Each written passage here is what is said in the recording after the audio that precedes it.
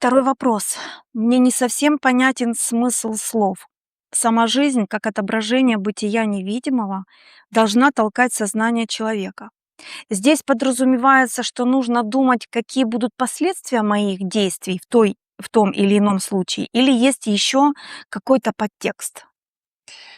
И это тоже надо, конечно, понимать, что есть космические законы, о которых мы ранее говорили и делали видео, которые неизменны, которые, если человек нарушает, то если он нарушает и делает плохие поступки в отношении других людей, ему кажется, что это сойдет, так сказать, с рук.